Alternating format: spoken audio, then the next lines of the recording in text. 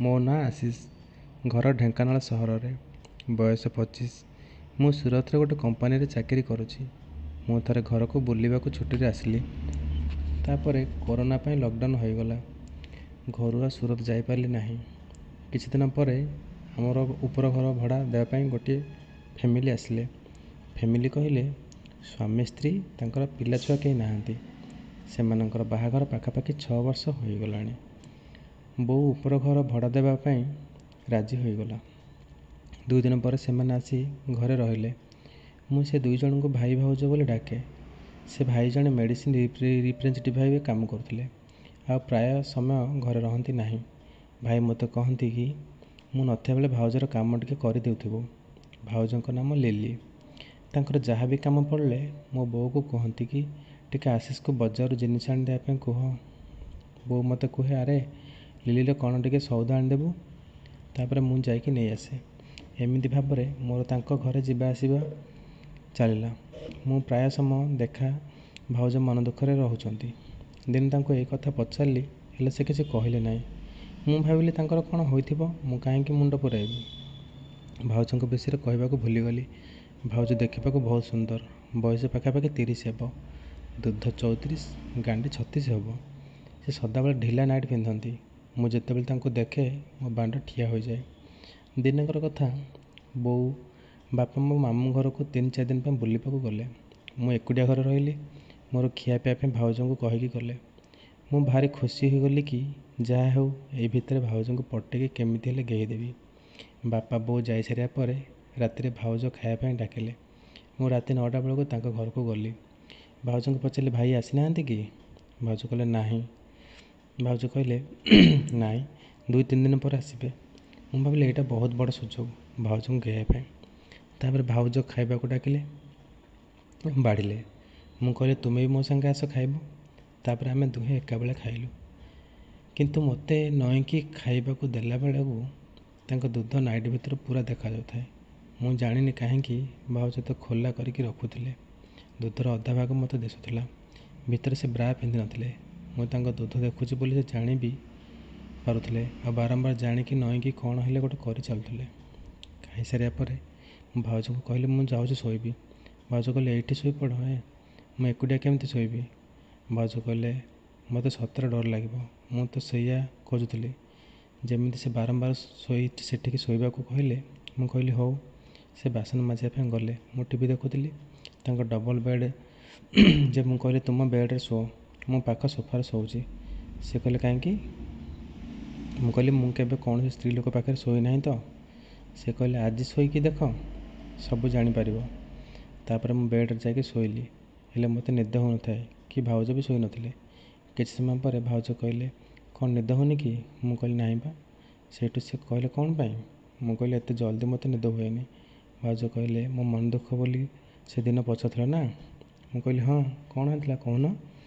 ସେ କହିଲେ କି ଏତେ ଦିନ ହେଲା ବାହାଘର ପରେ ବି ଛୁଆ ହୋଇନି, ସେଥିପାଇଁ ମୁଁ ସବୁବେଳେ ଦୁଃଖରେ ରୁହେ। ମୁଁ କହିଲି ଡାକ୍ତରଙ୍କୁ ଦେଖାଉନ। ସେ କହିଲେ ତୁମ ଭାଇଙ୍କର କ'ଣ ପ୍ରୋବ୍ଲେମ୍ ଅଛି, ସେ କେଜାଣି କିଛି ବି କହୁନି। ଭାଉଜ କହିଲେ ମୋତେ ଗୋଟେ ହେଲ୍ପ କରିବ? ମୁଁ କହିଲି କ'ଣ କୁହ? ଭାଉଜ କହିଲେ ମୋତେ ଗୋଟେ ଛୁଆ ଦରକାର। ମୁଁ କହିଲି ମୁଁ କେଉଁଠୁ ଆଣିବି? ସେ କହିଲେ ଛୁଆ କ'ଣ ବଜାରରେ ମିଳୁଛି ଯେ ଆଣିଦେବ? ମୁଁ କହିଲି ତାହେଲେ କ'ଣ କରିବା କହୁନ? ମୁଁ ଜାଣିସାରିଲିଣି ଯେ ସେ ମୋ ସାଙ୍ଗରେ ଗେଇବାକୁ ତାଙ୍କର ଇଚ୍ଛା ଅଛି।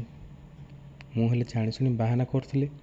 ମୁଁ କହିଲି ତୁମକୁ ଦେଖିଲା ଦିନଠୁ ମୋତେ କେମିତି ଲାଗେ। ଭାଉଜ କହିଲେ ମୁଁ ବି ଜାଣିଛି, ଆଜି ଖାଇବା ଦେଲାବେଳେ ମୋ ଦୁଧକୁ ଦେଖୁଥିଲ। ଭାଉଜ କହିଲେ ଆଜି କେହି ବି ନାହାନ୍ତି, ଏଇ ଘର ଭିତରେ କେବଳ ମୁଁ ଆଉ ତୁମେ। ଆଉ ଆଜି ତୁମେ ଯାହା ଚାହିଁବ ସବୁକିଛି ମନ ଖୋଲି କରିପାରିବ। ମୁଁ କହିଲି ଭାଇ ଜାଣିଲେ କ'ଣ ହେବ ଜାଣିଛଟି? ସେ କହିଲେ ସେ କଥା ମୁଁ ବୁଝିବି, ମୋ ଉପରେ ଛାଡ଼। ତାପରେ ଆମର ଖେଳ ଆରମ୍ଭ। ଭାଉଜ ମୋତେ କୁଣ୍ଢେଇ ପକାଇକି ମୋ ଦେହରେ ଗୋଡ଼ ଛନ୍ଦି ଦେଲେ। ମୁଁ ଭାଉଜଙ୍କ ଉପରକୁ ଚଢ଼ିଯାଇ ତାଙ୍କ ମୁହଁ, ଗାଲ, ଓଠକୁ କିସ୍ କରିବା ଆରମ୍ଭ କରିଦେଲି। ଭାଉଜ ମୋତେ ପୁରା ଭିଡ଼ି ଧରି ମୋତେ ସପୋର୍ଟ କରୁଥାନ୍ତି। ମୋର ବାଣ୍ଡ ସେତେବେଳକୁ ଲୁହା ରଡ଼୍ ହୋଇସାରିଥିଲାଣି। ମୁଁ ଧୀରେ ଧୀରେ ତାଙ୍କ ନାଇଟ୍କୁ ଉପରକୁ ଟିକେ ବାହାର କରିଦେଲି। ସେ କେବଳ ପ୍ୟାଣ୍ଟ ପିନ୍ଧିଥିଲେ, ବ୍ରା ନାହିଁ ଭିତରେ। ତାଙ୍କର 34 ସାଇଜ୍ ଦୁଧ ଦେଖି ମୁଁ ପୁରା ପାଗଳ ହୋଇଗଲି। ମୁଁ ପଚାରିଲି ଭାଉଜ ତୁମର କେମିତି ଏତେ ଟାଇଟ୍ ଅଛି, ଜମା ଓହଳିନି? ସେ କହିଲେ ଚିପା ଖାଇଲେ ଯାଇକି ଓହଳିବ ସିନା, କିଏ ଅଛି ସେ ଚିପିବ? ଏଇ ଦୁଇଟା ତୁମ ପାଇଁ ଅଛି, ତୁମେ ଚିପିକି ଘୋଳେଇ ଦିଅ। ମୁଁ ସଙ୍ଗେ ସଙ୍ଗେ ତାଙ୍କ ଦୁଧକୁ ପାଟିରେ ପୂରେଇ ଚୁଚୁମିଲି। ଆଉ ଗୋଟେ ଦୁଧକୁ ଦଳିଲି। ସେ ଆସ୍ତେ ଆସ୍ତେ ଗରମ ହେବାକୁ ଲାଗିଲେ ଏବଂ ଧୀରେ ଧୀରେ ଆଃ ଓଃ କରିବାକୁ ଲାଗିଲେ। ଭାଉଜ କହିଲେ, ଆଶିଷ ଆଉ ରହି ହେଉନି। ମୁଁ ତାଙ୍କ ଦୁଧ ଖାଉଥିବା ବେଳେ ତାଙ୍କ ପାଟି ଉପରେ ବିଆକୁ ଦଳିଲି। ସେତେବେଳକୁ ତାଙ୍କ ପାଟି ଓଦା ହୋଇଗଲାଣି। ମୁଁ ତାଙ୍କ ପେଣ୍ଟିକୁ ବାହାର କରିଦେଲି। ମୁଁ ପ୍ରଥମ ଥର ପାଇଁ ବିଆ ଦେଖିଲି। ତାଙ୍କ ବିଆରେ ବହୁତ ବାଳ ବି ଥିଲା। ମୁଁ ଦେଖି କାବା ହୋଇଗଲି। ଭାଉଜ କହିଲେ, ଆଗରୁ କେବେ କାହାର ଦେଖିନ କି? ମୁଁ କହିଲି, ନାହିଁ ଯେ। ଭାଉଜ ଟିକେ ହସି ଦେଇ କହିଲେ, ହଉ ଆରମ୍ଭ କର। ମୁଁ କହିଲି, ଭାଉଜ ତୁମ ବିଆକୁ ଟିକେ ଖାଇବି? ସେ କହିଲେ, ଯାହା କରୁଛ କର, ତୁମକୁ ମୁଁ ସବୁ ଦେଇଦେଲି। ମୁଁ ତାଙ୍କ ବିଆର ବାଳକୁ ଆଡ଼େଇ ଦେଇକି ଦେଖିଲି ଯେ ପୁରା ଗୋଲାପୀ ରଙ୍ଗର ଟିକେ ଟିକେ ଲାଳ ବାହାରୁଛି। ମୁଁ ମୋ ଜିଭରେ ତାଙ୍କ ବିଆ ସେଣ୍ଟିକୁ ଚାଟିଲି। ସେ ଖାଲି ମୋଡ଼ି ମାଡ଼ି ହେଉଥିଲେ। ତାଙ୍କ ଦୁଇ ଜଙ୍ଘ ଭିତରେ ମୋ ମୁଣ୍ଡକୁ ଚାପି ରଖିଲେ। ଭାଉଜ ଯେତେବେଳେ ପୁରା ଗରମ ହୋଇଗଲେ ମୋତେ କହିଲେ, ଆଉ ସହି ହେଉନି, ଜଲ୍ଦି ଭିତର କାମ ଆରମ୍ଭ କର। ସେତେବେଳକୁ ଯାଇ ମୁଁ ମୋ ବାଣ୍ଡକୁ ପ୍ୟାଣ୍ଟରୁ ବାହାର କଲି। ଭାଉଜ ମୋ 8 ଇଞ୍ଚିଆ ବାଣ୍ଡକୁ ଦେଖି ପୁରା ଛାନିଆ। ସେ କହିଲେ, ତୁମର ଏତେ ବଡ଼ ଇଏ ବାପା, ମୋ ବିଆ ଫାଟିଯିବ ହେ। ମୁଁ କହିଲି, ହଁ ଫାଟିବ, ପୁଣି ଠିକ୍ ହେବ, ମଜା ବି ଆସିବ। ତାପରେ ମୁଁ ବାଣ୍ଡକୁ ନେଇ ତାଙ୍କ ବିଆର ସେଣ୍ଟିରେ ଘଷିଲି। ଭାଉଜ ଆହୁରି ମତୁଆଲା ହୋଇଗଲେ। ମୁଁ ସେତେବେଳକୁ ବାଣ୍ଡକୁ ବିଆରେ ପୂରେଇଲି। ଭଲ ଭାବରେ ଭିତରକୁ ଗଲାନି। ବିଆ ପୁରା ଟାଇଟ୍।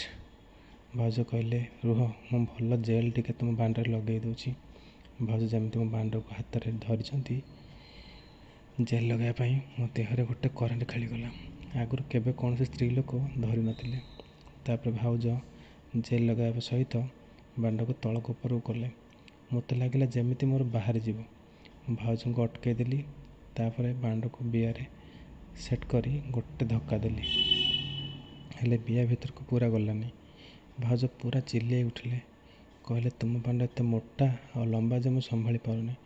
ମୁଁ କହିଲି, ଟିକେ କଷ୍ଟ ହେବ, ତାପରେ ମଜା ଆସିବ ନା। ଭାଉଜ କହିଲେ, ଏଥର ଟିକେ ଧୀରେ ଧୀରେ କରିବ। ମୁଁ ବାଣ୍ଡକୁ ଧୀରେ ଧୀରେ ଆଗ ପଛ କଲି। ଜେଲ୍ ଯୋଗୁଁ ବିଆ ମୁହଁଟା ଖସଡ଼ା ହୋଇଗଲା। ଏବେ ବାଣ୍ଡ ପୁରା ବିଆ ଭିତରକୁ ଆରାମରେ ଗଲା। ମୁଁ ମୋଟା ବାଣ୍ଡଟାକୁ ସମ୍ଭାଳି ନ ପାରି ତାଙ୍କ ବିଆରୁ ପାଣି ବାହାରି ପଡ଼ିଲା। 10 ମିନିଟ୍ ଗେଇବା ପରେ ଭାଉଜ ମୋତେ ପୁରା କଷିକି ଭିଡ଼ି ଧରିଲେ। ତାଙ୍କ ଗୋଡ଼ ଦୁଇଟାକୁ ମୋ ଅଣ୍ଟାରେ ଚାପି ଧରିଲେ। କିଛି ସମୟ ପରେ ମୋ ବୀର୍ଯ୍ୟ ବାହାରିବାକୁ ଲାଗିଲା। ମୁଁ ପଚାରିଲି, ଭାଉଜ ମୋର ବାହାରିବ? ଭାଉଜ କହିଲେ, ଭିତରେ ଛାଡ଼ିଦିଅ।